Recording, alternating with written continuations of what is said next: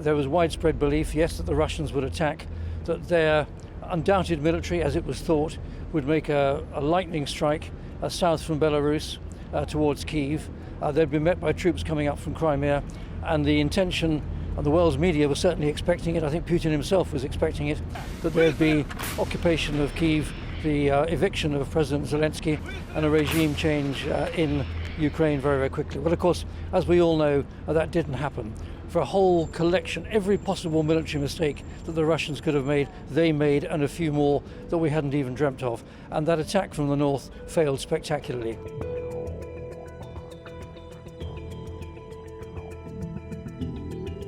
The poor performance of the Russian military has been a surprise to any honest military observer from the West. I think we all credited them with a greater capability than has been demonstrated. But then I think it's also worth reflecting on, we in the West have involved ourselves in quite a number of major operations in the last 30, 40 years.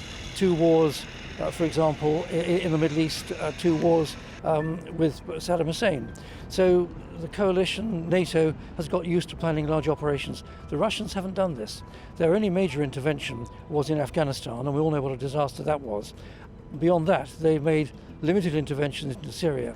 But in terms of planning a major campaign, exercising proper top-down command and control of an operational nature, they haven't done it, and they failed spectacularly.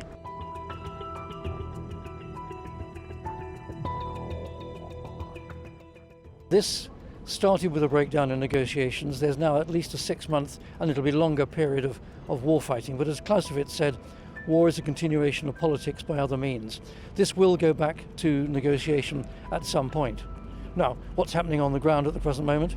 Yes, the Russians are continuing to grind their way into Donetsk and Luhansk, but they're now very concerned that the Ukrainians are preparing a major counter-offensive in the south, in the Kherson area, and have moved quite a number of their battalion tactical groups from the Donbass offensive to bolster up their defensive forces in Kherson. Now, when will that counter-offensive take place and how effective will it be? It's very difficult to say.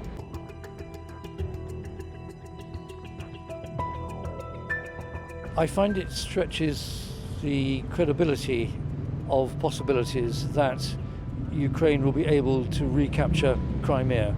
The only way that I can see Crimea coming back into Ukrainian control, and I find this stretching my belief as well, is as a result of negotiations where the Russians might decide to leave Crimea.